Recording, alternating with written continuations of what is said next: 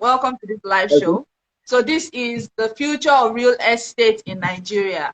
I know a lot of people have questions. A lot of people do not know what's going on in the real estate industry in Nigeria.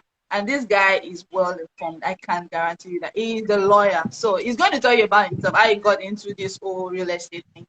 So I didn't just bring somebody that doesn't know anything or is just selling land. This is somebody that is informed. So for those of you that are in diaspora that don't know what's going on in Nigeria, you're afraid to invest in the real estate business in Nigeria or real estate, have a real estate investment in Nigeria, this is for you. So send to somebody that's been skeptical.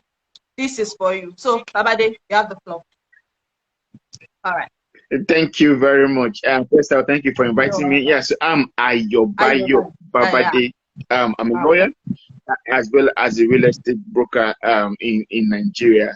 So I did my first degree in law in University of Lagos. I also have a master's in law in University of Lagos as well. And so I've equally done a number of courses. I'm also an arbitrator. So I also assist people in settling their disputes, especially disputes that have to do with land. And then so I've been in real estate. I came into real estate in 2015. And I've been in real estate till now, understanding the entire process. So we've done both small, medium, and large-scale transactions in real estate. And we've addressed a lot of clients, both within and outside Nigeria, and Nigerians in diaspora, and those relocating to another country, want to set up the assets in Nigeria, or those even locating into Nigeria. So many people only know people that are jackpotting, but so many people are also coming in large numbers as well. There are people who are coming in to do business, different type of businesses in Nigeria, and we are putting them to both to get office spaces, accommodation, and how to go about their businesses in Nigeria. So that's basically what I do in brief. And if there's any question or anything you want to know, I'm available to do that. So since we are talking about the future, how about we talk about the past? Tell us a brief about the history of real estate in Nigeria and why it is so huge right now and why there is so much noise about it right about now. Yeah, so interestingly, there has been noise about real estate from time immemorial. It's just that I think our generation is just coming to a stage where it's something that we need to go into now. That's one. Then two is the means of dissemination information before has differed. Before it used to be you just say house for sale, they'll post signboard house for sale, house to let. But now we have social media, there's Facebook, there's Twitter, there's LinkedIn, there's Instagram, there's WhatsApp. So that now there's more means for people to know. That's why it seems like the noise is more now, because you are hearing it from everywhere. You're checking your mails, you're seeing an advert, you're checking your Facebook, you're on Twitter, you're seeing everywhere, because of there's more means of information. Before it used to be just, before when you're driving now, you see house for sale or you see caveat emptor. You see those signs before, but because we were not in the industry, we were like, oh, what does it mean? And we just walk past them. But now that we are getting to that stage where we need to invest, we are now seeing it more and it's becoming more prominent to us. That's basically what just happened. But it's been there so far. Then before also, people who knew many of these secrets kept it to themselves as well. So the people who you see people who have 5, 10, 15, 20 houses and just keep quiet. They wouldn't tell you. And that's one thing that I think that happens to Nigeria in general, is that people who know the secret of things keep it to themselves. And they don't like to expose it. So that people will not, like they will say, about it, so that they will not yes you, they just keep quiet. So, like, when I talk to people, especially people in diaspora, they'll be like, Nigeria is this one. Yeah, I'm like, it's just because you are hearing the bad. Those people who are making it, they are making it, just keep quiet. They will know what to tell you. And that's what happens. So people who know this thing and we're having those real estate assets, we're just keeping it to themselves. But now that there's more way of distributing information, people are knowing more that, oh, these are avenues to make money, and then people are now becoming more informed about this thing. So that's what happened between the past and the present in real estate. So basically, you've spoken about the present, but why is there so much? How will I put it now? Like you said, people keep secrets. People don't want people to know what they are doing and how they are making money, and they have like 20 houses, but nobody knows. And then some even die, and then they don't. Their family members don't even know what they have. So what as a lawyer, what are the things that you think that people need to start doing as per real estate so that they can actually position themselves correctly for the future? Yes, so for real estate, so now the first thing for people to do for real estate position yourself is to have a good or personal financial system. because so you have to have the other way of saving or a way of investing in, because real estate is they are huge investments. So as if either you're buying a land or you're buying a house, these are huge financial investments. So if you don't, many people wait to say until I make it or until I have one big deal before I'm able to invest in real estate. Though some people, it works for them. For example, we have a client who is a contractor with a number of state governments. So after every contract he buys a property to mark that contract. And so he does a lot of those investments. But these are very few. Many people would have to grow into that investment. And so that's why you want to have that financial culture of saying, let me start saving now. Either it is amount every day. Let me add that culture of saving, culture of not eating everything that you are making. So once one is able to add that culture over time, then one can now save, and then you don't have to wait till you have the big money. If it's more land, you can buy the land and then keep. There are people, for example, we have a client who, what he does as a major investment is he goes to areas that are developing, he buys land there and then he keeps it. And after, on the average, 10 years, he sells them for huge, serious money, and then he invests again part of that money into another developing area again. And then he does that. That's what he just keeps on doing. And this guy is making cool. And like I always say, you just keep quiet, be chilling, and nobody will know that that's one good way it makes huge money. So we do a lot of transactions for people like that, and that's what people do. So if you can't have, if you don't have the money to get a house yet, just buy the land and then keep. Like one of the first few people I met when I started doing was a woman who got 6 plots of land in Shimawa. Then she was still a teacher. And then when she retired, what she did was she sold 3 of those plots of land to build a block of 4 flats on one plot. So now she still has 2 plots of land and a block of 4 flats on one. And that was how she was able to become when she retired to one of the flats. She has 3 flats getting rent on it every year, and she's able to move on. So there are things that people do. So if you cannot afford to buy a house now, just save up, get a land, and there are many ways people do those savings. You can do from as simple as a job. There are many people who do actually for school teachers. They can do a job, 50,000 naira, and then when person, there will be like 10.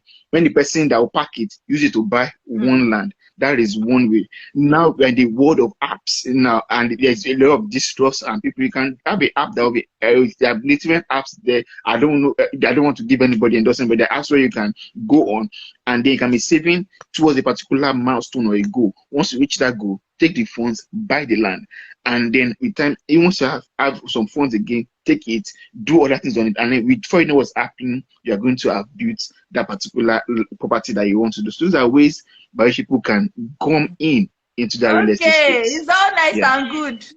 Buy. You need money to buy. So I'm sure somebody is already saying this guy doesn't understand Nigeria, this Buhari economy. I just buy. So for somebody that is thinking like, okay, I am young, I don't have money, but I know that there is money in real estate. I know that real estate is the future, is the new oil. I know that if I'm able to just one way or the other, just put my head inside, I know that I would, So for somebody that does not have the financial capital, that does not have the money and all of that, how do they start? Where did they start from? How do they get in? Because from what you say, it's like it's only for people that have money. It's like you need to have like some buffer before you. So tell us, how do you get in without, having shimbai, having shishi, having no cover, having no money? Okay, so there are various ways you can go into real estate, even if you don't have any money. People hearing. No money, but you can enter. I want to go into real estate. And you don't have any money. You have to be able to do something in the industry that can generate money for you. And that's basically the lowest, we call it the lowest hanging fruit in the industry. And that can be as simple or as easy as saying, okay, if there's a reputable real estate company that you can partner with and say, okay, that's the beauty of the world we're in now. You have people on your phone called your contacts. You have people who can trust you and do business with you.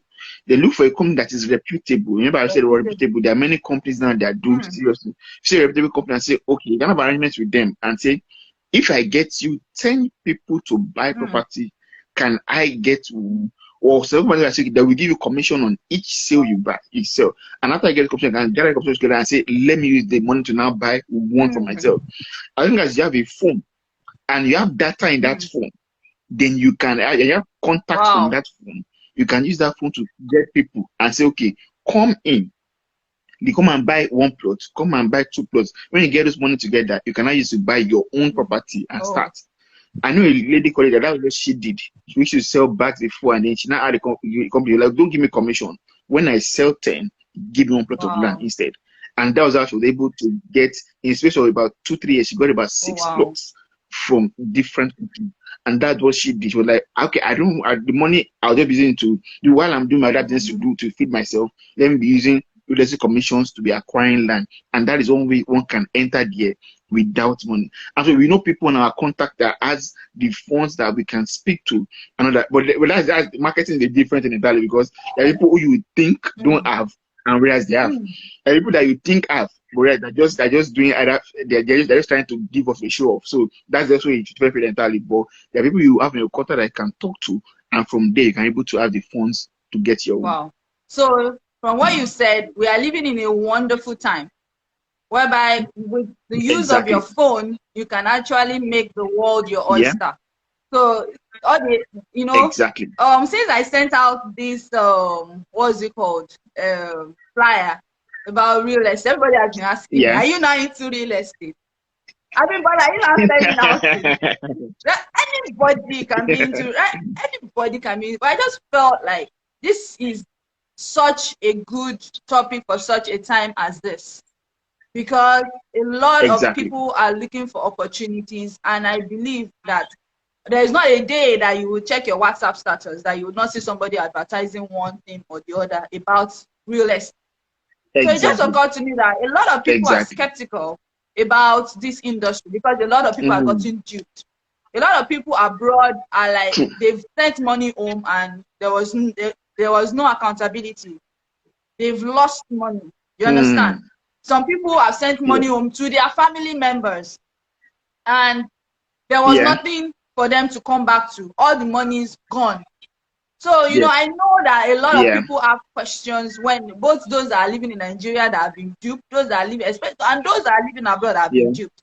So this is just a forum for me to like bring you the right information to say, okay, look, it's not all bad. If you find a good route, you can actually do something with real estate, because Ilela Bosimioko, there's no how that you travel the entire world and there is still nothing that you have in your fatherland. It's a no-brainer. So for me, so this brings me to the next question. How do you know genuine land, genuine houses, genuine deals? How can you tell a fake from the original? Because a lot of people want to go on handicap. You know, they make that one chance. True. You know, I heard of a legal battle that is still currently going on. It's been on for like maybe almost 20 years now. You know, the person bought the land, and then he discovered that the CEO or whatever was fake. And then at the end of the day, the family that owns the land, they've been going to court back and forth. We even had recently of the one that happened in Magodo, where the owners of the land said everybody should evacuate themselves. Abi? Yeah, I'm sure you are aware. So you can even give us an insight into that, so that people can even avoid. Yeah, I'll speak on all that. You understand? So people want to know what exactly so that the red flags, so that they don't enter on one chance, so that they don't make mistakes. You understand? How to identify the good ones, how to identify where you are safe and who to trust. You understand? So please let us know. Yeah, no problem. Thank you so very much. Those are very good, straightforward points that you have raised. And so there are a number of things that I'll just touch on one by, and if there's anyone I miss, you can go on. So one of them is on people abroad who would give family member in Nigeria to them to buy, and things happen. So there are a number of things that could be wrong. One is if family member themselves may be fraudulent. and just be taking it. There are many stories head of the family member can be taking pictures of somewhere else and saying it's the person's property, whereas no, it's fake pictures. That one, of course. But two, if I remember who is not into real estate, probably the person is a teacher and sending the money to build house for you. There's a limit to what he can do. So some of them could be also duped on their own. So you can't blame them. If the person is sending the money, the person will do the best they can. And sometimes it cannot be, end up having those issues. And he's like, oh, I said the money, not what happened. But like, the person is like, if just a teacher or probably the person is even a pastor. Pastor just talks about ministry. They are giving him money to be building house. If it's not his line, he doesn't know how to do it. So we'll do the best he can. And if he gets swindled in the process, it's not his own fault. So that's those things that I tell people about that. And who are you now to meet? One is to meet a professional in that industry. And someone that you see that has an okunidi, someone that has either if you belong to a professional organization, association, or somebody that you can hold. Sorry for the non-Yoruba speaking, but somebody that tolokundi means that you know. Somebody that has rope tied to their waist that you can easily pull back if anything goes wrong. Exactly. That's the literal translation. You get so if for example, that's why most people now are beginning to give those other lawyers or people into real estate that I remember of professional body that even go to the professional body and say your member has done this, and then they can take action. I'll talk on that. So for example, I remember of the body called AEN, Association of Estate Agents in Nigeria. And so I'm on the disciplinary committee, and people who have brought, okay, this person or this agent did that, and we have taken action against those people. So, but the person is not a member of any professional body. We can't do anything. He's not a member. We don't have power over him. You can either go to the police or go to any law enforcement agent to enforce it. So those are some of the things to know. So one is the person has to be a member of a professional body, and two, even the person has to understand and be professional in that field. The time people come to me and say, oh, you're doing real estate, I want to do survey. I'm like, I'm a real estate lawyer, I'm not a surveyor, but I can refer you to a surveyor. So, you're into real estate, what's the value of this property? I'm like, I'm not a valuer. There is a value I can refer you to. So you need to understand the limit of your knowledge in that. If I now say I want to, because I'm real estate, I can do everything, I'll just be lying to you. So there's a limit to what I can do. And I'll say, okay, this thing is a professional that does it. This is the person you have to meet. But when people probably have to agree now to do everything together and say, okay, I'm agent, I'm this one, I am that one, I can do this one. Before you know what's happening, the person gets into trouble himself too. These are things. So one has to be a professional, there is a professional body, and that understands that thing you want to do in real estate. Because there are many parts of real estate. So there is the buying and selling, there is the documentation, there is the development, there is the property management, what we call facility management. So those are different aspects. So you have to get is the person good in this aspect that I want to engage him in, and then you cannot engage that person in that particular aspect of real estate. So that's one thing that one should note when you're engaging an individual in that space. So how will you now know if the property is a red flag or not? There are a number of ways. The truth matter is that, and that's one honest truth about real estate in Nigeria, is that the level of fraud there, sadly, is quite high. I must confess. I will not lie to you. I will not beat around the bush. I will not mince words. The fraud in the industry is terribly high. And one of the things we do is we do what they call property documentation searches.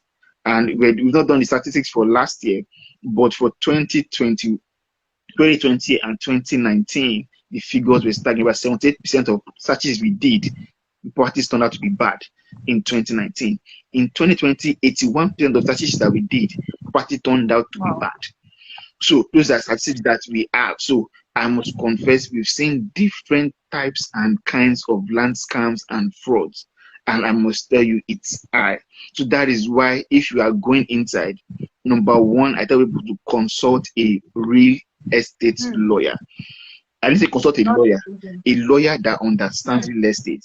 Because every industry has people who understand that industry very well. And that's key.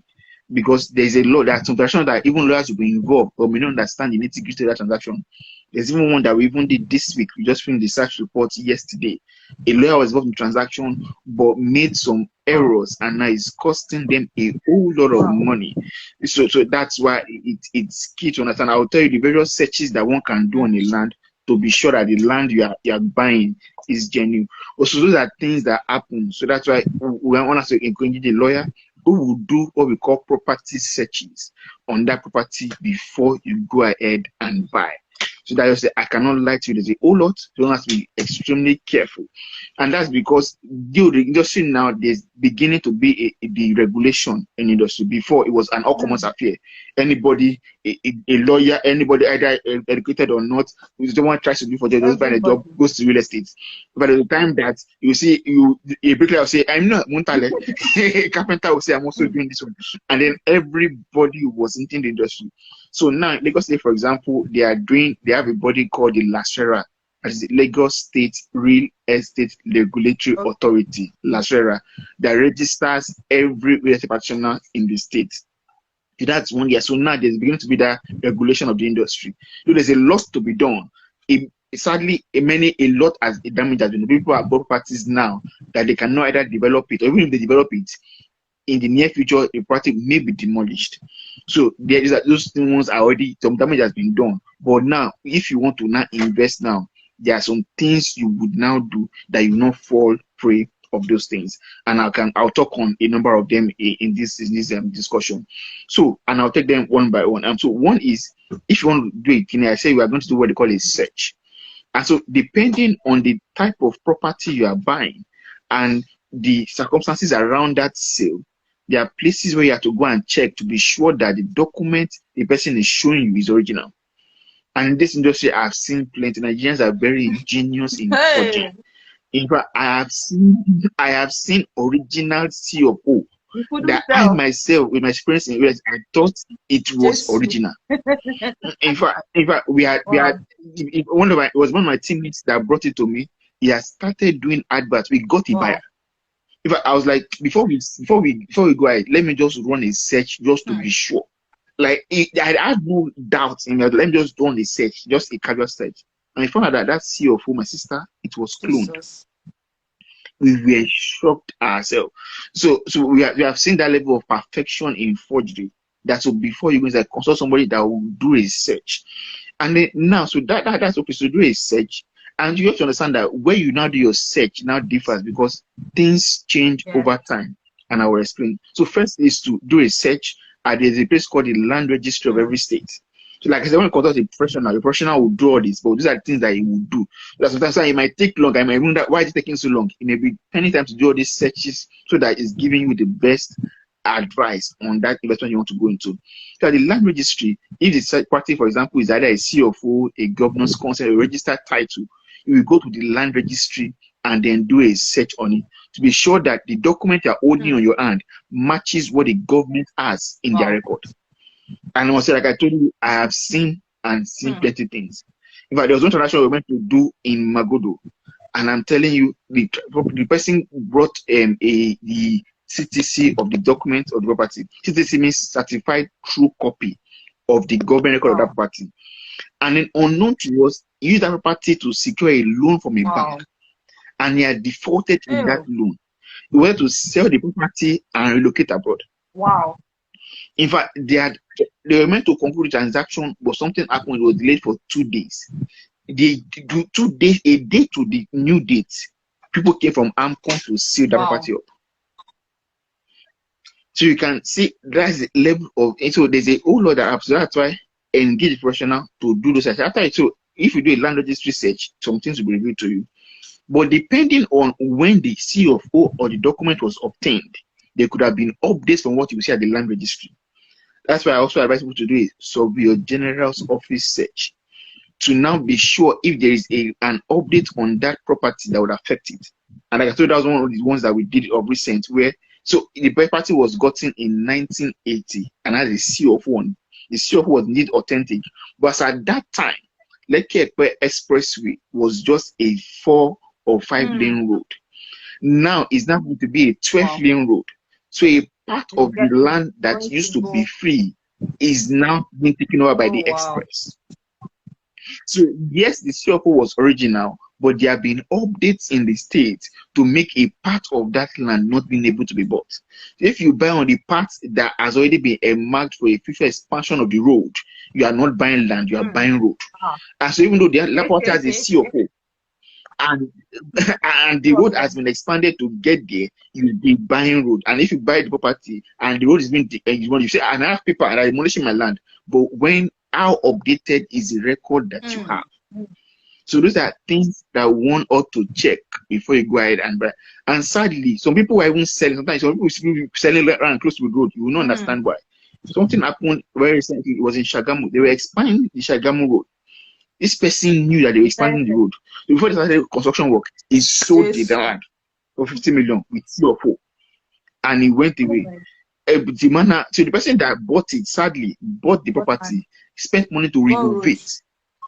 2 months after he reopened the property, they were expanding the road and they demolished the part of the property. So those are things that happen. So that's why you should also check very well that is there a development, is there a future plan in that area that will affect this title that I'm holding now. So yes, you can have a valid title, but are there plans in the future? And where we know that from the Surveyor General's office. That's why your lawyer or your person that is doing will do all the searches for you. The third thing is there are times when the person that is selling the property to you may have died. If the person has died, you should do what we call a probate registry search, because people, like I told you, in Nigeria are ingenious with forgery. So normally the person that has died will write a will to tell you, this is my property in this place, I have given it to this my son. But until the person dies, the person can change his will over and over again. So most people will keep a version of the will that's favorable to them. A person may have changed it and said that though it may have given you before, it might not say this part I'm not giving to this child, I'm not giving it to another child. But the version that favors them, they can now hold that version of that will. And so when you are now, they want to say, I'm doing that it was giving this land, whereas it's a more recent will that gives the land to somebody else. So if you buy based on the older version of the will, you're buying from the wrong person. So these are things that does occur in practice. Right? So yes, you can say that, and I did my search, I saw the will, but is it the most recent will of the person before he died? So those are things that happen, and so that's why. Then another place is there are some matters, like you noted, that they could be in court. And so there are times when you might buy from a particular person or a family and they have a matter in court on that land. If you are buying that land, your money is shaky. Because if the person you are buying from, if the person you are buying from does not win the case, your money has gone. That's one. Then some people will say that give us money to fund a case in court so that we will win and they will not have your land. That is a big risk. So that's why we'll tell you. And then some people will now say, okay, I've gotten court judgments.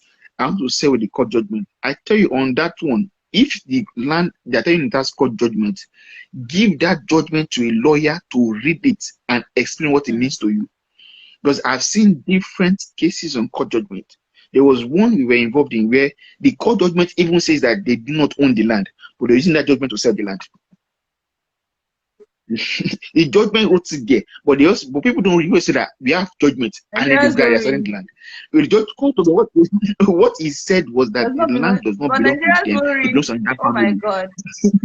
But they were using that court judgment to still sell that land to people. God. You have seen that. That's one. Two was a judgment that was talking about another land entirely. They were using it to sell a different land. That. I have seen that in practice. I have seen that in practice. Wow. I've also seen instances whereby, for example, they'll tell you that it's a Supreme Court judgment. But in law, we have two types of judgment. We have something called a final judgment. We have something called an interlocutory judgment. In brief, interlocutory judgment means that the judgment is not on the main matter before the court, but on a side matter. So if, for example, people are in court and are not saying that, okay, we want to add a new person as a party, you can say, oh, this person, we don't need to add him. He doesn't have anything to do on this matter. He is a Guinea-con. You can argue that interlocutory matter up to the Supreme Court. So you might have a Supreme Court judgment on a matter, but it may not be the final judgment on that matter. So I've seen instances where people are using an interlocutory judgment of Supreme Court to sell a land as Supreme Court judgment, whereas it wasn't a final judgment on that land. And so if you are selling based on that, it's on a wrong judgment. So to cut all those things, give the judgment to a lawyer and say, this judgment is what they have on the land. Read it. What does it mean? Am I buying from and if the you right can't person? understand, get a lawyer to interpret.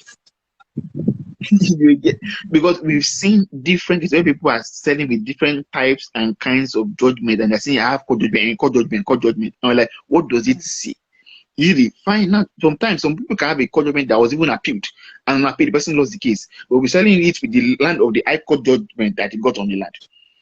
So there are different things that I've seen in practice. That I say, once you have judgment, give a lawyer and say, let him read it and tell you exactly things that people should note in it. So once you do your searches on these places, then the final one I tell people to do, something that the books may not tell you, but it's something I call social search, which occurs where you will go to the land and ask people around, can I buy this land? Is this land genuine? And ask questions from people that are around. Because there are times when on paper, this person may own it, where there are things on the land that people may not review. Practical example was there was a time we had a kind of to buy a property in Ojodu, and property was worth 10 million naira at that time. And I was like, a block of 6 flats, 10 million with C4. How possible? I was like, it wasn't making it. So with all our searches, everything was okay. Until when I went to the area one day, and I asked one of the women selling around, I was like, man, my uncle wants to buy that land. Should he buy it? And the man said, Emma, don't buy it. Too. That every year somebody dies in that house. That in fact, there was a time that nobody was in the house, a madman was saying that the madman even died. Okay, so if you like yourself, don't buy the house. So on record, the property was good. but there are some issues there that may not, and people have different ways. So international we were meant to conclude earlier in the year, but guess what happened? The man, in fact, we had even done the transfer documents, we had done everything, it was good to go, just to sign. The man went to go to the house to go and pray with his pastor. And pastor said that he said in Yoruba, wait, to buy let me elu marale. That is, if you want to live long, if you value your life, don't buy this house. And said that my lawyer, I'm not buying again. Legally, the land is good, but my pastor said, Nigeria. so there are things that occur in practice that we don't know. And also, like, what he noticed was that the person that owned the house did not even take a pin from that when he was living. The TV was still there, everything was still there. All the script was there. It was still the man that you can take over the house, whatever you want, you can take, whatever you don't want, you can throw it away. And he left it. So it was like, if that the man ran out of the house, that the person that owned the house ran out of the house. If you want to live long, don't buy the house. You get, but the documents legally was okay. He has the CFO, the land was okay, everything legally was good. But like I told you, there are some searches that the book will not reveal, but also happens in reality. So those are the things that people should look into before saying they want to. But so like I told you, so those are things that once you know what I told you, like, okay, yes, I cannot go ahead and decide whether or not I want to buy a property or not.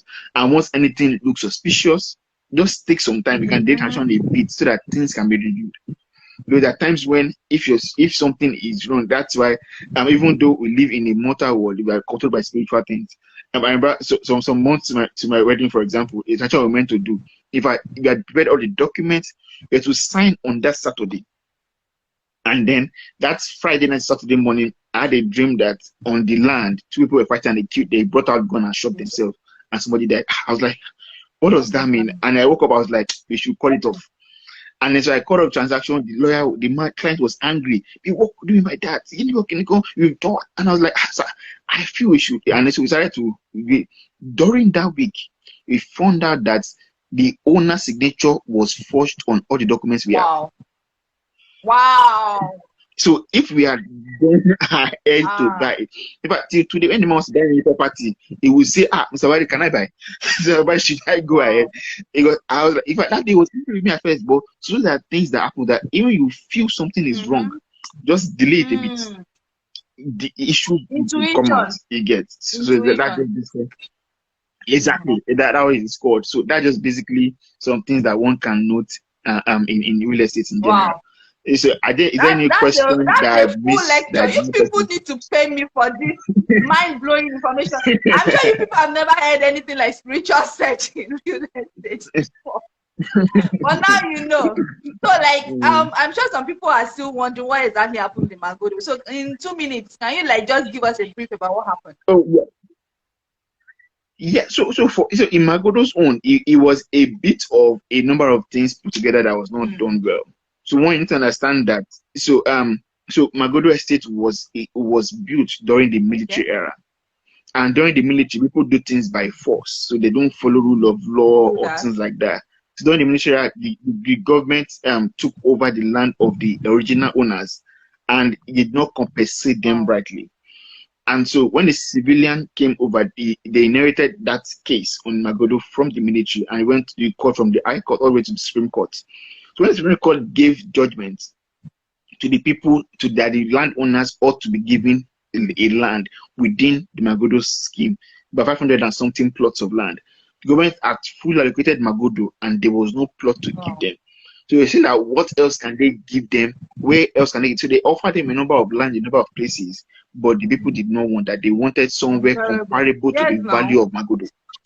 And so that was the issue there. So they had not yet concluded that. So they went to the Supreme Court again. And when they got judgment, they now wanted to enforce the judgment on Magodo, and that was when there was a fracas in the Magodo. There's currently in talks between the family and the government to see what land they can give them. So I was saying, for example, if I was called to advise them, let's say for every one plot of land in Magodo, they can give them probably 2 or 3 plots of land elsewhere, such that it can be of a comparable value to what over time anyway. And they can exactly, and they can be able to. These are just the mild issues there, but it's currently being talks between the government and the people in Magodo to ensure that the investment of people there are safe. Wonderful. Oh, thank you so much. So far, so good. So now you mentioned something about even Lacera or something like that. That's Lagos State. So now we're talking about Nigeria. Yes. So is Lagos the only viable place for real estate investment, or there are other regions or other places in Nigeria whereby people can actually look to? And this onile issue, is it only Lagos that we have onile issues, or onile issues also exist in other parts of Nigeria? Yeah, so Nigeria as well is when it comes to land. So the law on land, something we call the Land Use Act, and that act empowers the governor of every state to control the land in a state. So when it comes to land matters, every state is a bit independent on what happens in their land. So for viability, there are a number of states that are more viable than the others. The truth is, real estate anywhere is valuable, except of course in a place where they're having either insecurity or issues in the economy that is not viable. Real estate anywhere is viable, and so you can always invest in anywhere. However, what would differ will be your rate of returns and how soon you would recoup your fund.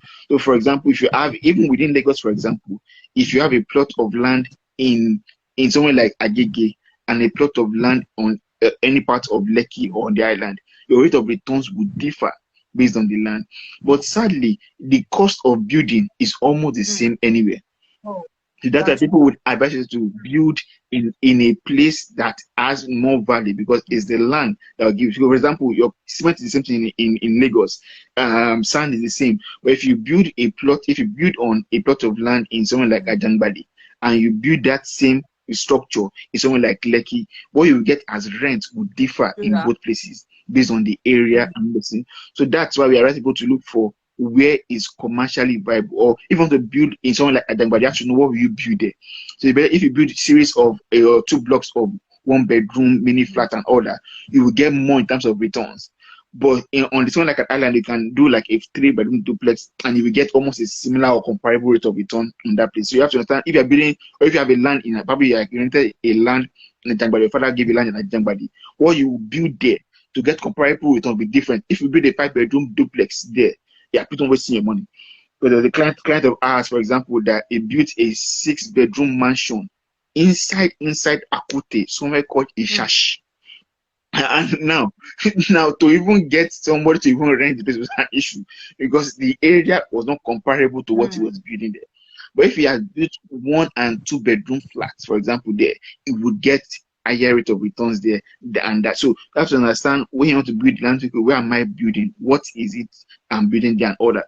So based on the way Nigeria, some states tend to be more viable than the others, and that's where you can build and get a higher rate of return on. If you build in a place like Lagos, for example, you build in Abuja, in Port Harcourt, in Kano.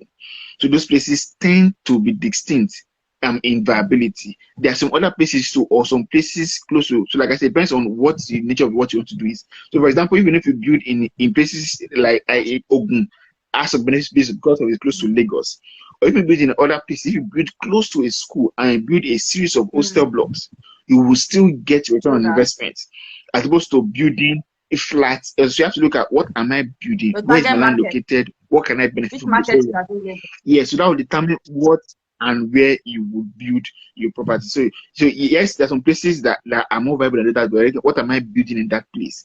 If you build facing I face you, for example, in Lekki, you may not get that much returns.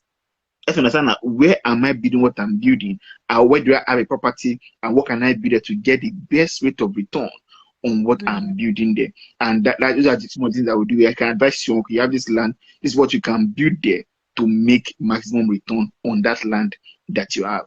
They're just a few points. So, but some states that that are more viable than the others. Someone just look at it. Imo is also very good. I have a number of clients that have investment there.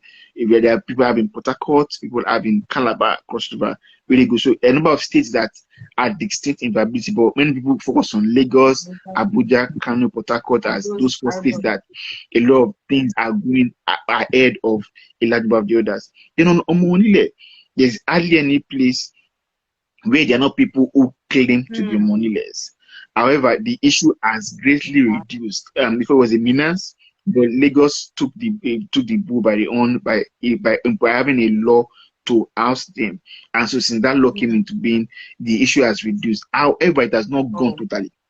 There are still places where they are, and some places, one of the places I know that's notorious for that is still Kurudu, where they have not been able to really stop that menace, because it still occurs even up to today in Kurudu. Whereas some other places, yes, there are boys who want to, now they're no more coming forcefully, they are now coming playfully to say, oh, just celebrate us now, you are building your house, just show us love and all that, and you can just appreciate them and all that. But then it was becoming like a demand that you say, before you build, you must pay this and that and all that. So that has come to stem that.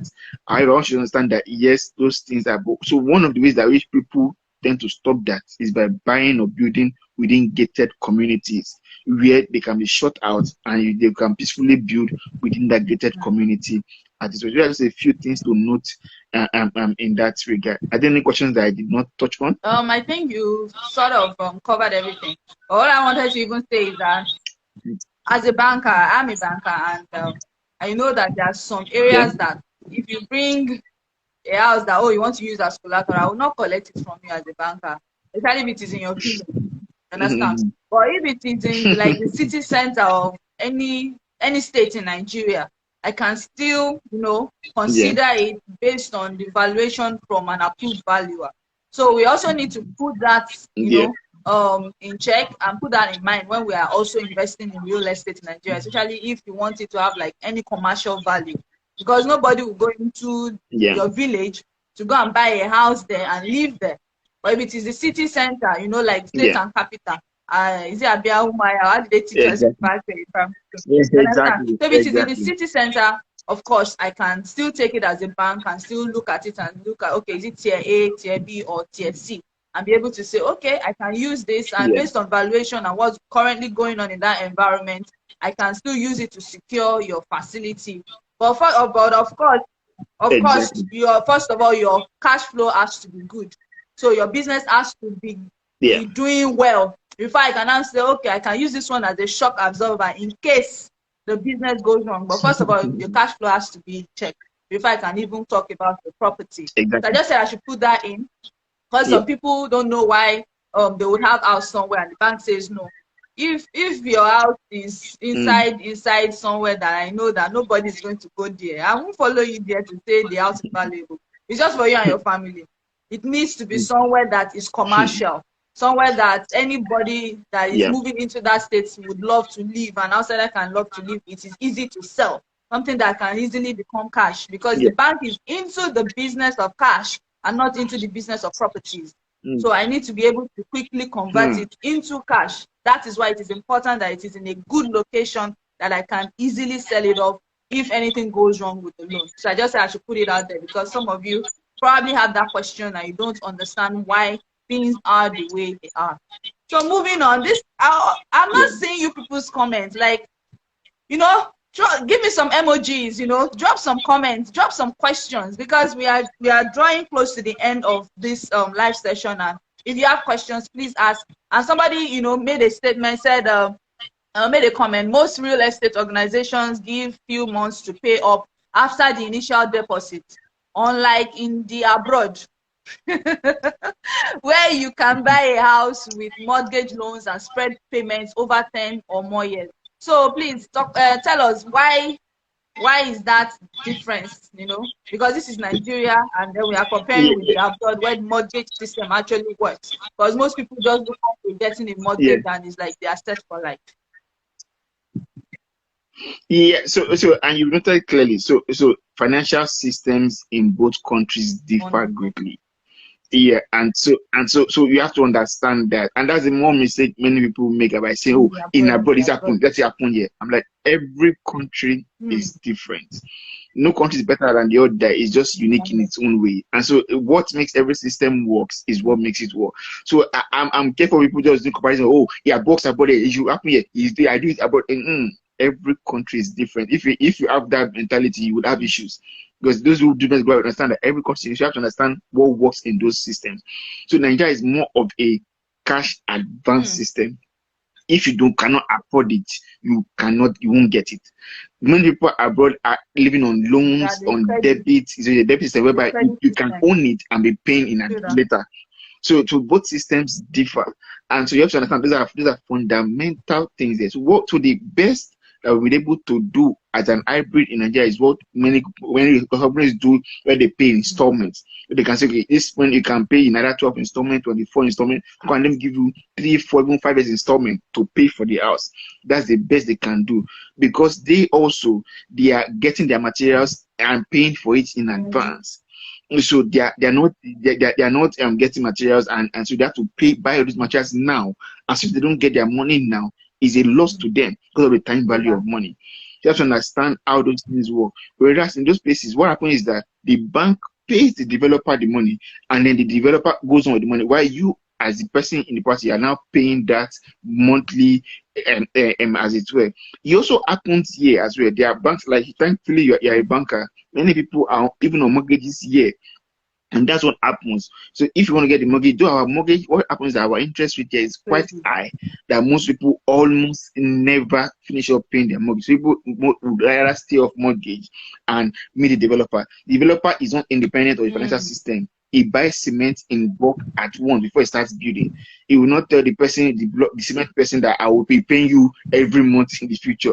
He gets everything in advance, and then he builds the house. He has to get his money at the earliest possible time so that he can build more.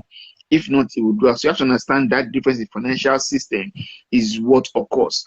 So yes, those systems are good, but we are more of a cash advance. If you can afford it, buy it and then move into it. If not, you would have to either save up or look for a means of financing it. You may want to, if another person, you can add 1 or 2 things to the question as well. Okay. So basically, you said it all. Abroad, Nigeria. But I think the developers are really doing a good job in trying to help people to actually get started. That's the truth. But this Nigerian system, you always have to factor that in. And you have to also play your part. Because there are places whereby they will say, oh, bring a deposit of 150,000 naira, and then you spread the remaining for your 12 months and you get a land or something like that.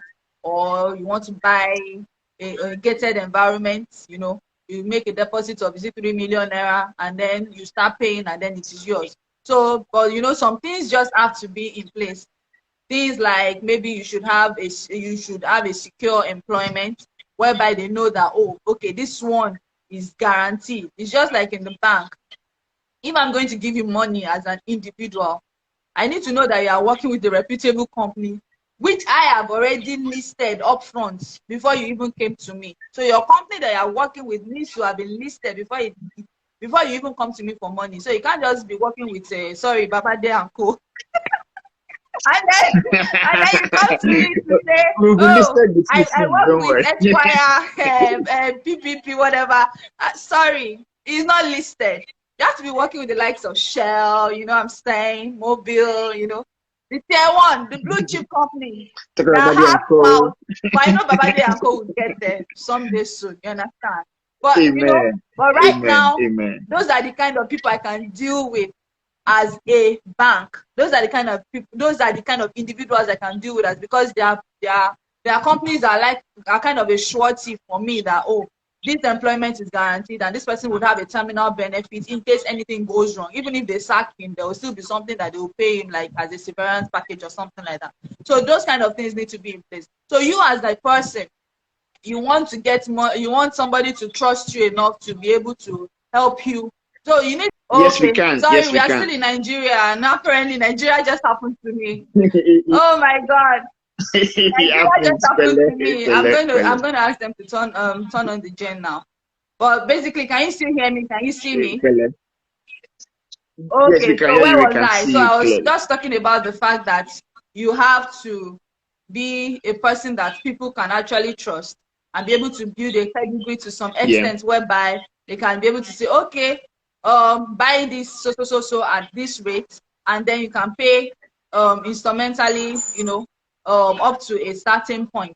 So everybody just needs to be able to balance within the system to be able to know what works for them. Because I have colleagues that have been able to benefit from what's it called now? Um, what's it called now?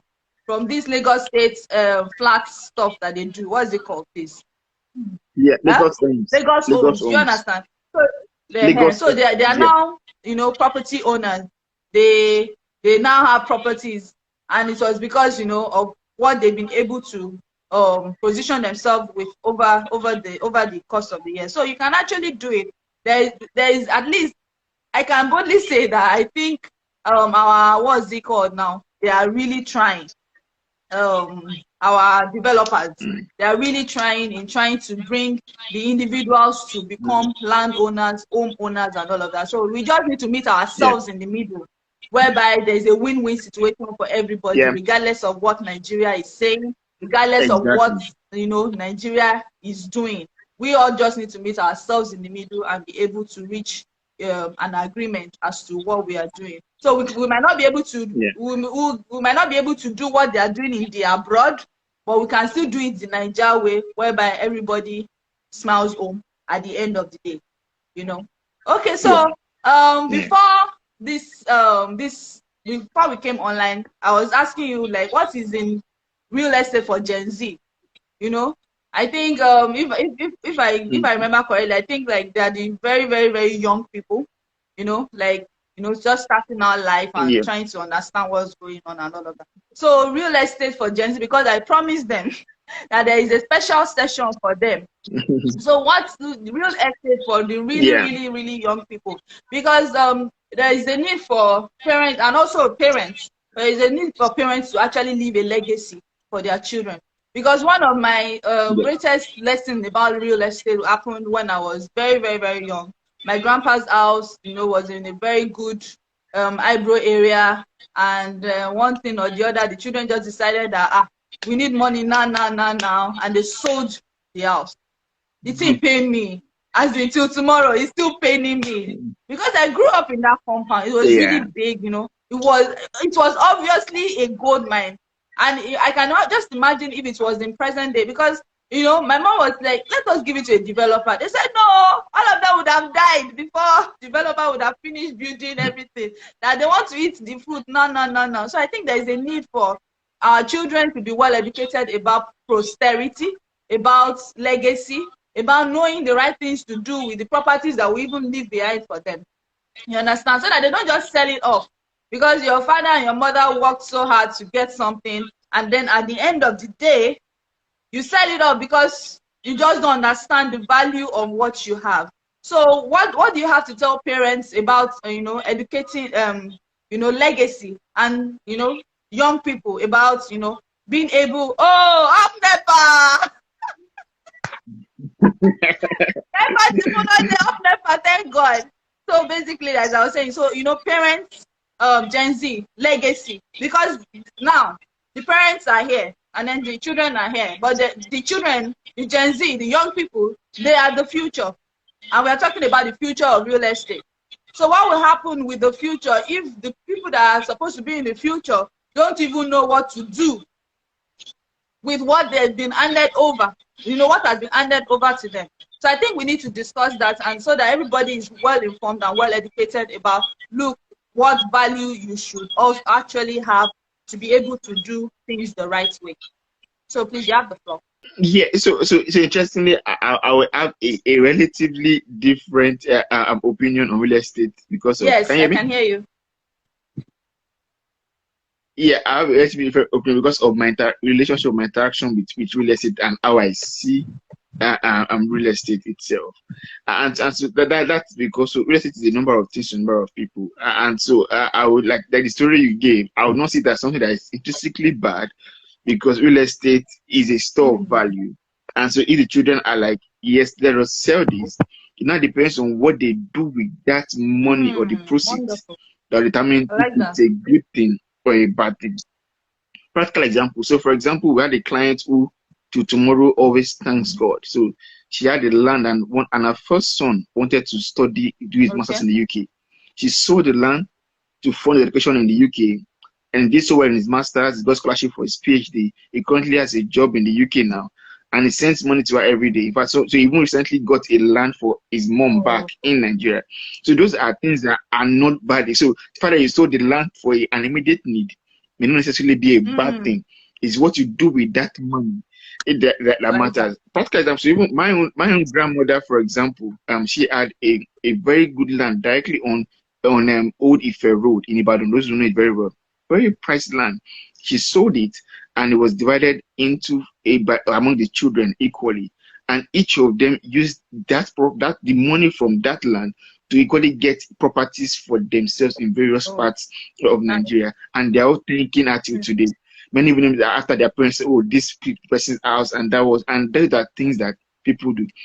So yes, it's what to do with the money that matters, and not whether or not you sell it or not. So you can even use to produce more for future generations. And so I often always prefer people doing that also because of the nature of the way we are. The first generation may be united, but the subsequent children of children may be an issue for them. So I often advise, yes, if the father passes to the children, I often advise better them sell it. Use the funds to equally get individual plots. You can pass on to your children, and they can help you so that there will be no fight, because the third generations most times often cause issues with property that will be difficult for anybody to administer it. And so that's why, for administration's sake, it's often nicer for people to sell it off. An individual person use the money to buy their own real estate for their own children, so that there will be minimal issues on such properties. But for the Gen Z, they are a very interesting generation, and I cannot say I fully understand them. In fact, so we have a number of staff in the Gen Z, and I'm struggling with understanding that it's a good generation. And so, like I was telling my wife, that I don't want to be the problem and I complained of in the older generation. That's it, they don't understand us. They don't understand because I don't want to be that problem. So I try to understand them as much. They are the Zoomers. Everything is fast and order, and there are some benefits to that generation, I must say. And one is that, interestingly, there's a good number of people. We've had clients from Gen Z generation, because that's 1997 to 2012, who have started working and are investing in real estate. But there's some investments that are more attractive to them, which many of them are those doing cryptocurrency, doing the NFTs, doing the faster returning investment. But a sad reality is that, so there's a lot of now benefit that they sit down long-term investment. So many of them do either a quick, okay, they are more they more do the let's do this, do 1,000 Naira today, you get this one in the next 10 weeks and all that. And then different types. So that things will be more attractive to them. But the truth of the matter is that a number of those investments may not be as sustainable as real estate, which is there. So just for many people to understand, like I said, I don't fully understand that generation, but they are that's why. But I really say about, so I encourage and advise as many as possible for them to see, because the truth of the matter is that a large number of wealth is in that generation, and wealth is going there because a large number of them don't understand that a lot of wealth and assets in this upcoming technology, and so it's for them to be able to see how can they make it to be something more permanent, like real estate. And so yes, a good number of them are into it, but many of them have their funds in a large number of those other investments, and they're making good returns on it. So just to make them see how to make it as permanent as possible is what I would just say. And it is then so, and then, yes, understanding real estate is very key for anybody, because a number of parents now are leaving the practice for their children. But like I said, it's often what they do with those investments that matters most. And many of them come into it and able to understand how to do. Because right now, for example, there are different types that we've seen a lot. So some, for example, are parents who were in Nigeria left properties to these children who are abroad and don't see a need to come back to Nigeria. So we've had that. Now we have to just see, okay, let's help them manage it for as long as they can. And I'm like I said, I'm open to seeing real estate as I see real estate more in the value it gives and what it can do than it's just been there. So if it's not giving you value, I've even advised some people to say, if you don't see it, sell it off to somebody who sees the value in it. Because I don't they say just have it for having sake. No, I'll be like, yes, then if you must have one, so that things we say, okay, if you're not going to get it, either you can sell it off or you can retain one in the interim, use it for an Airbnb. And then so that it can be necessary for you. Then when you are in the country, you can go in there and have it for yourself. So there are different options that are able to get them to see that. Yes, because for example, a child who is based abroad, his children are there, he doesn't have anything to do in Nigeria, and his father has 6-7 assets in Nigeria. I'm like, you can get rid of some of them so that they're not a burden to you. Because sometimes the tenants will know that parents abroad, they'll not be paying rent. They will have to just be there. And it's just so it's a liability to that child. I'm like, if you can't give it to the party manager to manage it, I think it's good for you to be able to just set it up. And then so those are things that, so I try to be practical with them. So I see each situation as different and say, what are your goals? Do you see Nigeria as a place you want to stay into? And so once we have that with them, I say, okay, for you, I would advise you to do this. So that times when we say, okay, this thing, okay, this property is well located, make it commercial. Obviously, their default rate is lower than residential. If you make it an office space, you enter to people to your offices, you will get those months. You know, every year you are getting $2,000 or $2,000 coming to your account every year. It's better than nothing. So you are able to get them that advice that based on this is the best advice I can give you. And if basically I see no future yet, I don't intend to come here. But there's a guy I spoke to, was like, in fact, my Nigerian passport, I have turned it. I don't I'm like in that wise, for your advice to this asset, so that they don't be a liability to you, I think you can sell it off to somebody who values it. Because the way you treat it, because if you have a tenant there and you don't value it, your tenant will know and they will not pay rent. It's just there. And then it becomes a liability. So I look at each client and say, okay, based on what you desire, based on what you need, case by case basis. And someone will be like, oh, I'm passionate about Nigeria, I love Nigeria, do this. I'm like, okay, yes, then you can have a portfolio for them and they're able to now, okay, this property, this one, this, and then we tell them, okay, these ones are best for commercial. This one, there are some that think these ones will, for based on the fact that you are this one might be a liability for you. Let's sell off this one, use the funds to develop this land here, and they're able to advise them on what to do with their investment. It's money, what the person wants. Because if it doesn't mean anything to you, you won't value it, and if you don't value it, it won't make money for you. Oh, wow. That's just it. Wonderful. So, like you mentioned one of my questions, so let me just quickly go there. Shortlet. Okay. You know, everybody knows about being a landlord, having a rent income, but there is the new oil in real estate that most people don't know about and they're not looking at. Shortlet, Airbnb. So please give us a brief into that and how people can actually, get into that and leverage their financial investments in Nigeria real estate, like how can, what is it about and how does it work and how can people get into that? So it's simple. Shortlet, it's a furnished apartment where you can let out to people on short basis, probably like a day to a week or on short basis, and that's a basic and so you get that daily pay from those furnished apartments, and that's basically what it is in brief. So and almost any apartment can be used for that. Once you have a property in a good location, instead of you just leaving it out empty. Once this is furnished, you can just put it out on Shortlet. People can rent it from a 1 day to a week, a month. Some people do shortlets for as long as a year. If they are staying in that place for that long. So but what there's something you need to understand about shortlet to be profitable. One is because Nigeria is a very interesting country. Once something is lucrative, everybody goes into it, and sometimes it may not be as creative as it is before. So for it to be, one is, so now people are looking at standards.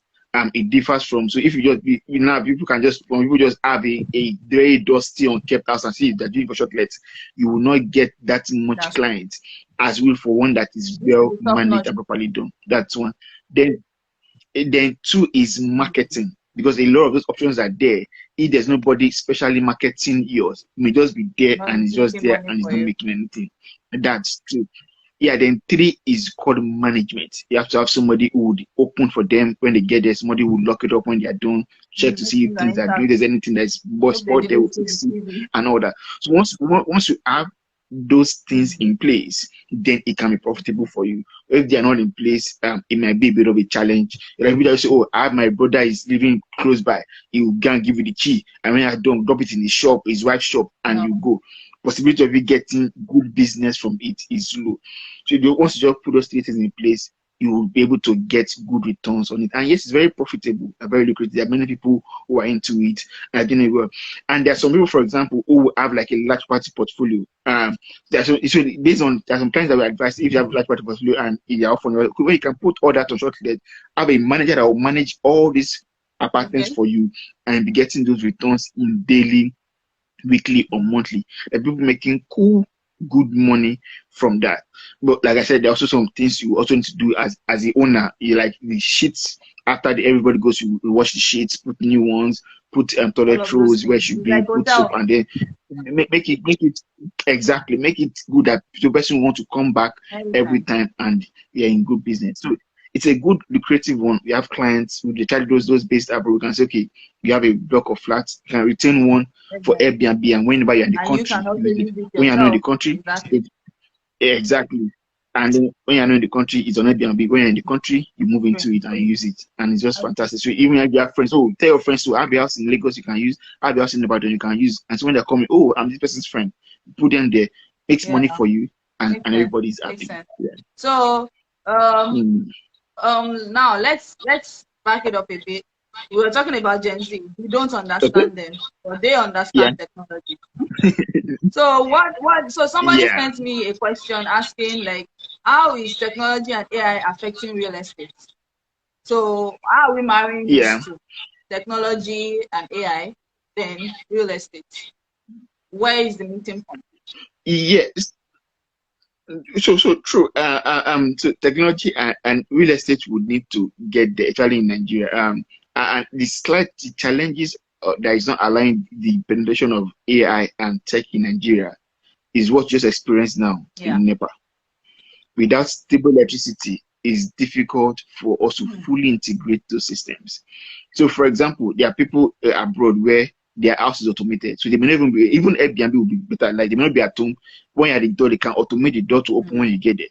They can automate the door to close after you have left. There are things that they can, but when you're not sure that there will be light when the person gets to the door, you cannot allow those things to occur.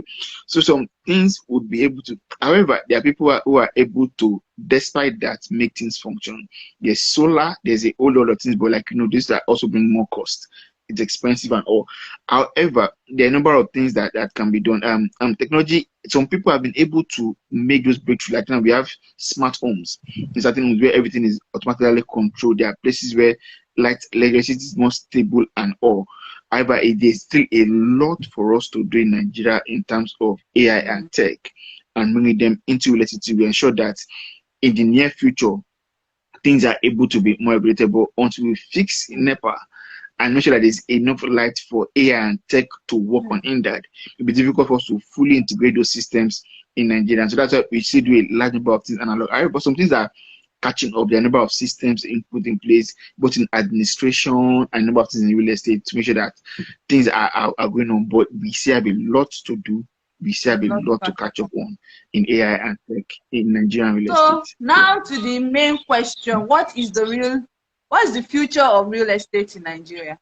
We've said everything. the past, the present.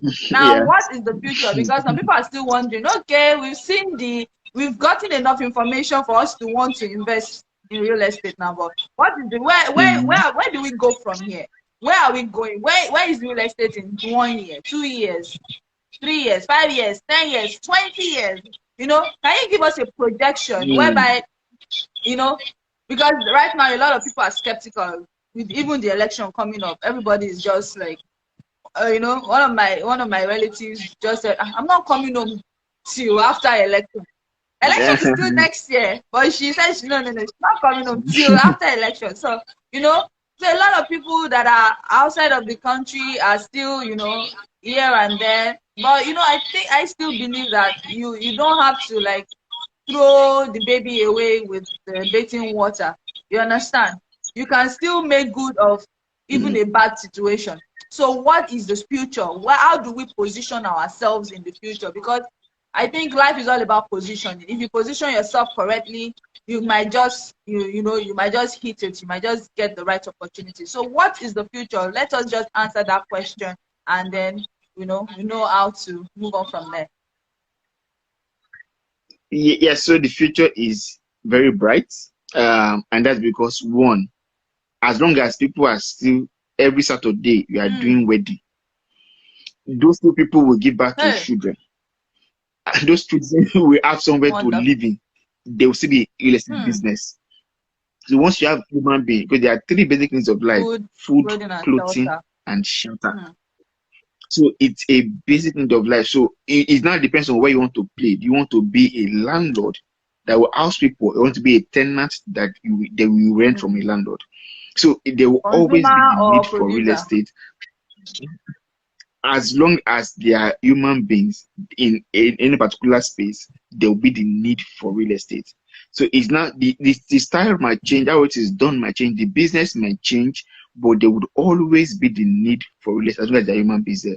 And like in Nigeria, though the data is not easy here and there, we still need millions of housing. Some are saying 26 million, I think 22 million, but there's still housing deficit, and it's growing daily because people keep on migrating. People are giving back every day. Any hospital is going, so they will always need houses. So do you want to be a supplier of those houses, or you want to be a consumer of the house? That is the question you need to ask yourself. And to be a to be a supplier, you need to at least get land and then start bidding on it, such that you're able to house people in the near future and get money from them in terms of rent. So there will always be that need. So it's not going the structure, the business order may change, but real estate at its core would still remain in it. And so the future is very bright. There's a whole lot.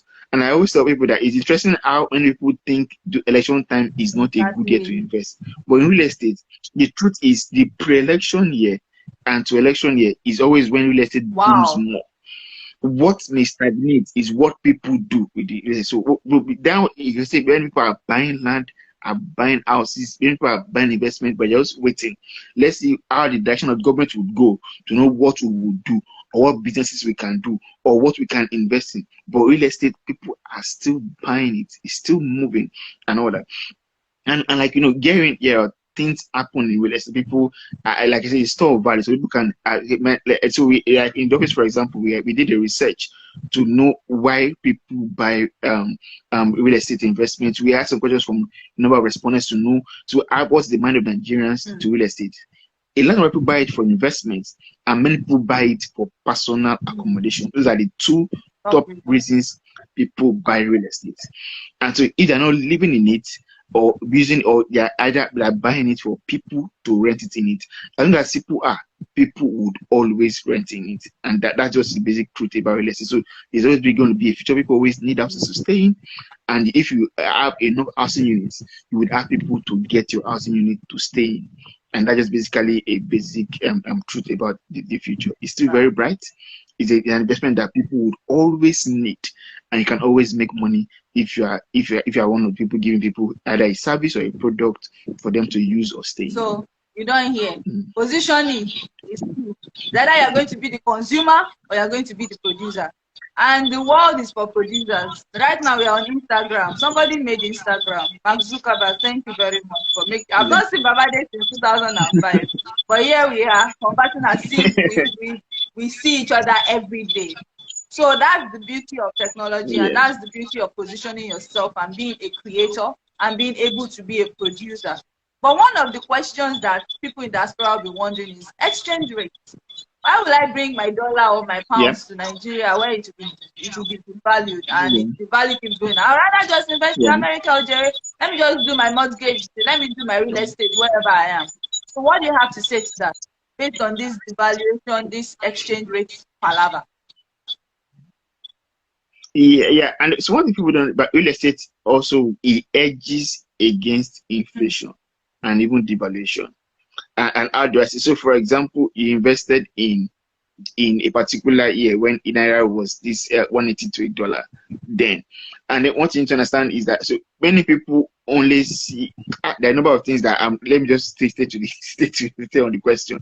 So one is that so you invest at this year. You should understand that as year goes by, the property value too is increasing, is not staying the same.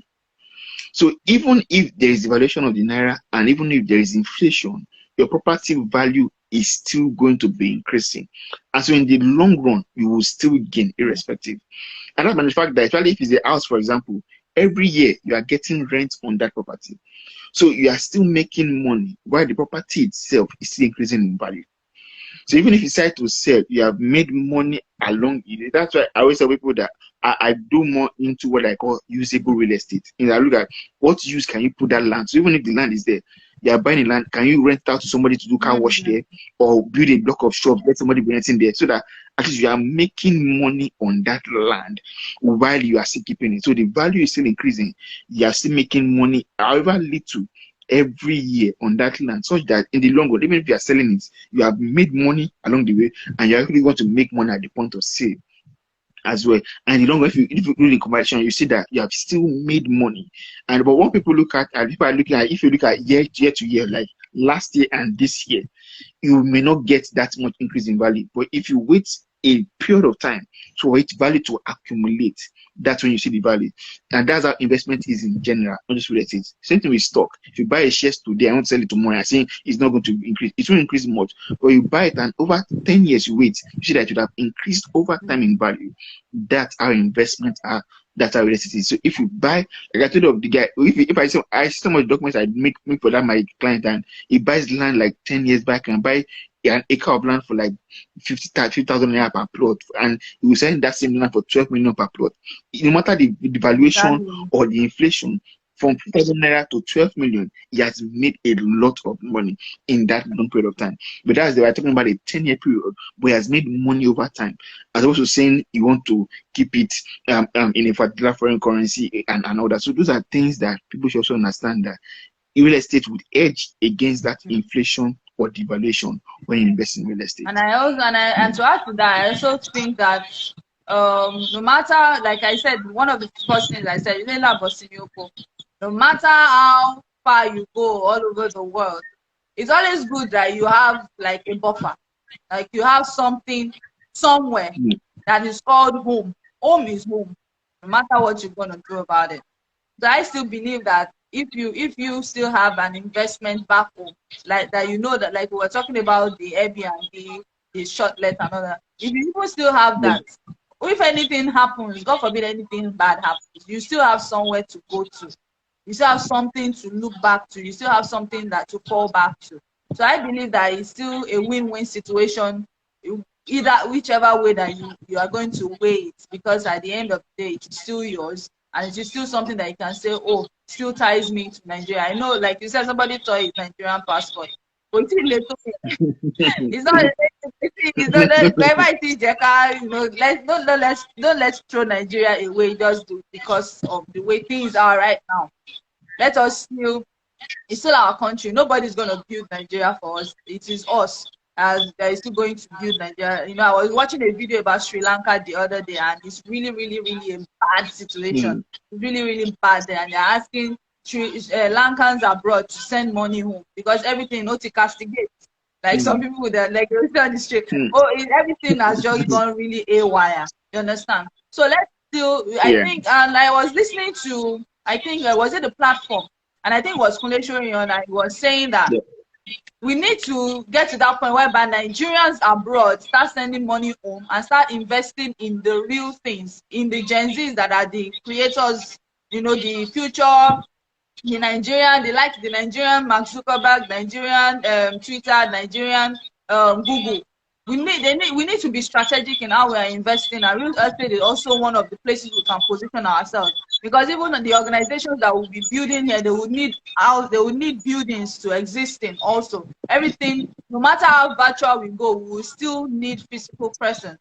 So it's still something that we can still do and be able to, you know, create a buffer and be able to create the world. So Nigerians in diaspora, one way or the other, that time will come that we need to send money home, and then by the time we have really, really taken over the economy, you know, from like, how will I say it now, from back end, even without the government even being aware that Nigerians in diaspora are now the ones that are funding movements or technology in Nigeria. They won't have any choice than to come to partner with those companies that we have been able to raise, you know, from even the abroad, wherever that we are. So we need to start thinking strategically. We need to start positioning ourselves in such a way that we can take back our country from people that are actually, you know, not doing well with it, and start building from inside out. You understand? So whatever we are doing out there, we should try and see how we can, you know, restore Nigeria to where it's supposed to actually be. That's my own take on that.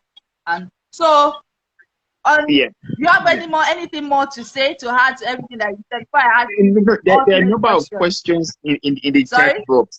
Yeah, there are a number of questions in the comment section. Okay. Okay, I've not seen the. Okay, are there private companies who can give such mortgage loans? Okay, so please shoot. I didn't even see the questions. Yeah. So there are quite a good number of private companies that give mortgage loans. Quite a good number. There are many mortgage banks. You can just Google mortgage banks in Nigeria and then do investigation and then select good one. But there are a good number of companies that do mortgage. So even in Nigeria, for example, there is what we call the NHF loan, that is the National Housing Fund loan, which exists. And so the loans are given to what they call a primary mortgage institution to facilitate that loan through, and those are loans. So yes, there are mortgages in Nigeria.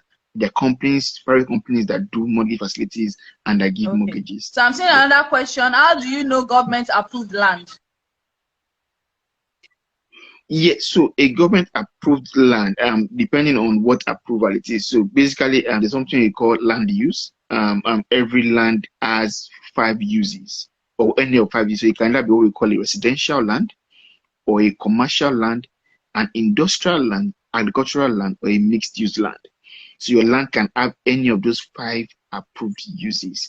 And then, that's when you say that if you want to know a government approved land, if you look, whether or not a land is good for building, can also be under to look at that question. The land has to, so you have to do, and that's why you have to do what we call a search. Your search will reveal whether the land is free from all government activities. The land is free, that is, you can go ahead and build. Or 2, the land is acquired. If the land is under acquisition, you have to confirm if the land is ratifiable or not. If it's ratifiable, you may go ahead, but you know that you spend a lot of money to obtain your CFO. But if it's not ratifiable, it's a no-go area, leave it. The third and dangerous land is called the land that is committed. If a land is committed, that means the government has an approved use for that land, and one should not go near such a land. And you can find out about the status of the land by doing what we call a charting on the survey plan of that land. But like I said, Nigerians are very interesting and ingenious. So because normally your survey plan should tell you this where that land is located on the earth surface, and with that survey plan, you can do a chart to know where the status of the land is, the approved use, and all that. However, in recent times, there are people who would know that the land has an issue. They will now, so there are 2 things on the survey plan which we call coordinates. They will now look for a coordinate of a land that is free and put on the survey plan. They will check that survey alone. It will tell the land is free, but the land is not free. So we've dealt with a number of survey plans like that. So that's why now you have to now do a further search by taking a surveyor to the land to go and pick those points called the coordinate and now chart to get you a more accurate result. Because, well, like I told you, Nigerians are very, when it comes to fraud or when it comes to gaming, they can be very ingenious. I've seen a whole lot in practice that, so you have to just do this. So once you know, once you take the coordinates, you now do a search to know if land is acquired, free or committed, if it is free or it can be ratified, you know what use it is approved for. Because if the land is approved for a different use, you can't use it for another use. And so those are just things to note. Once you do that, you'll be able to see that the land is good. So just one question, where do you conduct a search? Because I'm sure somebody is wondering. Yes. So like I said earlier, you can go to two major places. One is the land registry of the state, and the second place is the office of the general of that state. So another question. If a property owned by an elderly couple isn't in a will and they pass on, what can happen to the property in terms of the state government? Okay, yeah. So if you are dealing with the property of people who have passed on, so there are two questions in one here, which I will touch on. So the first one is, if somebody dies and the person does not leave a will, or the person dies and the property in question is not included in that will, we call it either the person, in technical term in law, the person died intestate, or we call it partial intestacy. So what happens is that property, the people who are close to the person, called the person's dependent. If the person is married, that's why I tell women, if the person is married, for example, it has to be the person's legally approved wife that can go and file what they call letter of administration. So sadly, in law, if a man probably has a first wife and he just did engagement and all that, and has a second wife that he married in court, is that second wife that the law would see as one legally entitled to his property. So that's why it's very important. And if there are multiple wives and all that, to stress that, we always advise people who have either multiple wives or who made a mistake. My husband doesn't like to clear a mistake. Who did some away game or some foul play during his lifetime, to make sure that they have a will before they pass on. So at the earliest possible time, do a will, so that there will be none of those issues with the person's property. So what happens is, if that situation occurs, it will be the person's wife or the person's, any of the person's children recognized by law that can approach the court for something we call a letter of administration. So it's with that letter that you can now use to identify property, to be able to either sell it or let it out or to deal in that property. So you have to have a letter of administration from the court before you're able to be entitled to deal that property. Wonderful. So that's just basically what. So if they own the property and it's on the will and they pass on, either the end of the children can go and approach the court for letter of administration for them to not be able to sell that property or deal with it as they desire. Good. So another question, what is your advice for buying distressed property?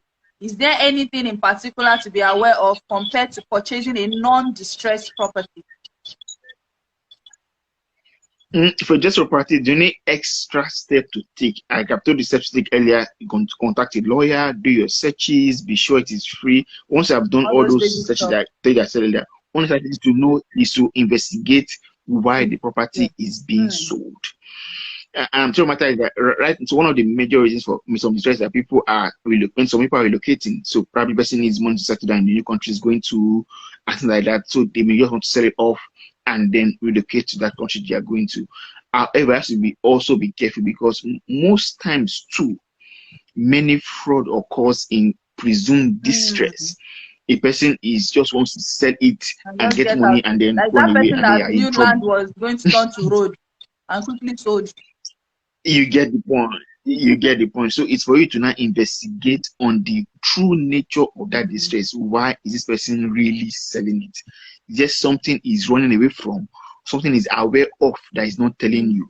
So you have to find to know why is he actually selling it. No one can tell you anything, but you have to find out that what this thing is saying, is it true?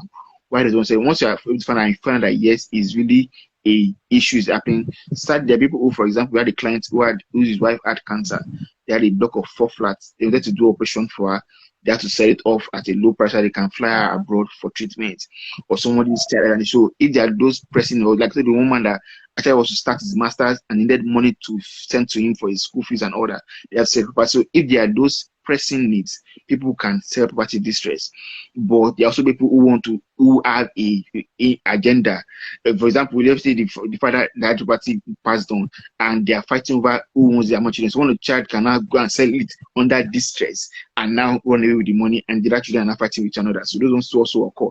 So find out why is the person actually selling the property before you go ahead and buy it. Wonderful. Yeah. So any last words that you have for us? I think we'll be able to take all the questions. And I noticed that I think some people requested to join in. So let me see if I can accept them in. Maybe they have one or two things to add to the session. No problem. So tell us, do you have anything that you think that is very like the icing on the cake right now? No, basically everything I've said so far is very important. You need to send money to my account. Like I have just, given you a graduate course in real estate. I mean, Baba, what do you think? Huh? Sure. This is good, valuable information. I've done charity work today, like but that has been awesome. Having you here. It's been amazing, and I really appreciate you coming. And this has been awesome session. It's been very insightful. I've learned a lot, and I know a lot of people have learned a lot. And for those that will be watching the replay, it's going to be on YouTube. For you to be able to rewatch the live the replay, and then you can drop your comments in the comment section and ask further questions. I'm sure if there are questions, I can always reach out to him to come and answer you, because me, I'm a banker. I'm not a real estate expert, understand? But I can give you my own banking advice from credit point of view. So basically, there is no way we are going to close this without talking about life lessons, because this is basically a life lessons show. So what's your greatest life lesson? What's the greatest life lesson that you have learned in the course of life, or in the course of being a real estate consultant and all of that? Hey, somebody said I should send the account. So hey, I don't have So please, what's the greatest life lesson? Please, just give a round of applause for Chokwe, because this has actually been awesome. Let me give you your flowers before you even go. Let me give you your flowers. Plenty flowers for you. So somebody said, how often will you be having this session? You people will need to pay for master class if you want to have continuous session with him, because this guy is on fire. As in, I knew what I was saying. Everybody come and listen to this guy. I knew what I was saying. ISL students, we don't they carry last. We are the best of the crop. Yeah, let me brag a bit, please. This is the time that we need to start playing Bugawa. Let me see you Bugawa.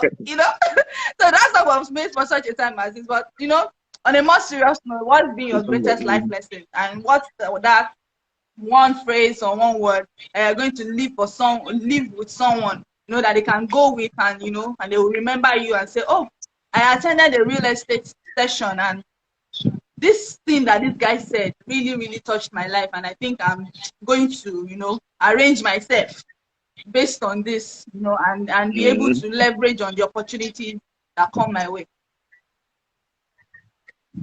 Yeah, so basically, for real estate in general, like one lesson in real estate is, if you feel something is wrong, then take time. With time reveals a lot of things in real estate. So if you feel there's something wrong somewhere, or there's something, that's why so obedience of the spirit is key. There's a spiritual side to everything in life, even real estate. And so if you feel something is wrong, it may not be in the books, it may not be in the law, there's something may be wrong somewhere. So that has helped me a lot in many transactions, that yes, there's knowledge of law, there's knowledge of practice. There are times when the spirits can tell you, take this step or do this move or something, and you're not settled in your spirit. You'll be like, this transaction, let's take some time on it, and then time will just reveal it. Like you just give it two more weeks, and then things just happen that the thing that was hidden before now comes to me like, oh, this is why this thing did not. So that's really key, that you can't place it. Yes, you can read all the books, you can know everything, but the the place of spiritual the spirit aspect. telling you do Spiritual this step. search. I keep Yes, so it's shouting really it. key. After you do all the search that you want to do, this like the spiritual search. Even if my husband or wife is fine, spiritual search is key. You can see. I don't think you will get this in any real estate seminar. They will not give you that angle. Angle you only wallet, but this angle is very, very, very, very key. Spiritual search. You need to Yeah, you need to have that intuition. Trust your intuition. And you know, yeah. somebody might even be close to you that will say, oh, by this path, this route that you're going, have you checked it very well? Try and Mm, listen. You know, somebody yeah, just made a comment and said he has given in this session what would have taken years to learn exactly. As in exact yeah, that's the icing on the cake. He has given of himself so much, so much that you know, this yeah. is just incredible. So that's the greatest life lesson that is living with us, that be intuitive, shine your eyes, as in Mm, like, you know, no matter how far you go or how many books you've read, never yeah, underestimate what the spiritual angle can show you. Never underestimate what God yeah. can tell you, because He is the all-knowing God. He sees the end even from the beginning. Yes, So the transaction ever malano, yeah. He will let you know from the beginning. And make sure your listening antenna is very, very sharp, so that you will not go and enter one chance and go a handicap. Oh my God, this has been awesome. This has really, really, really been mind-blowing. This has been mind-blowing. And I hope you guys, your minds have been blown, and you've had an awesome experience so far with the Queen Billion Live. And, you know, the next one is going to be even more wow. It's going to be the future of something. But I'm not going to let the cat out of the bag now. Mhm. Or, Doctor, what do you think? What do you think the next session should be about? The future of what? Tell us. I, I'm No, looking no, forward okay, to that. maybe you just suggest something. It Maybe we can even work with that. The future of what? is, okay, I'll think of something and Yeah, then I yeah, you can tell send me. that You to don't you. want them to know. Yeah, I like you, Jai. You don't like the cat out of the bag. But the next one is going to be about the Yeah. future of something. And, you know, you've like, and I'm going to bring another guru. People, you see, it's not about the Mm. popularity. You can see now, this guy he's not the real estate agent person. You understand? He is real estate himself. You can see the information that you have gotten today. So the next person I'm also going to bring is not, it might not be a no name, but trust me, they are going to educate you to the point that you are going to be overfed. You know, when you are fed and you become fed up, you know, that kind of, when you are fed and you become fed up. So thank you so much for joining us. Thank you so much for coming. Thank you for joining the live session. Thank you so much. This has been incredible. And Tokwe, thank you so much for coming. I really appreciate you. This has been almost 2 You're hours welcome. You're of welcome. talking You're about welcome. real estate. I mean, like, where did we get but you know, I'm thankful that we're able to at least cover, you know, a lot of grounds, and a lot of people are going away with so much Yeah, we do. information. And that's what Life Lessons with Queen Billion is all about. Being able to serve you with so much information that would, you know, educate you and help you make better decisions and help you position yourselves better, you know, in our world today, because it's all about positioning. So thank you so much, everyone. Thank you so much for coming. So I'm going to let you go now. Thank you so much. God bless Thank you. you. I appreciate Thank you a you. lot. Yeah, enjoy the rest of the And evening you and the night, and too. have a lovely week I still ahead. have work to go to Yeah. tomorrow. And so some people are thinking that it's just going to work. I'm going to work tomorrow. Thank you. Mm. So people, that's been the future of real estate in Nigeria. Thank you so much for coming. Thank you for watching, and hope you have learned one or two things.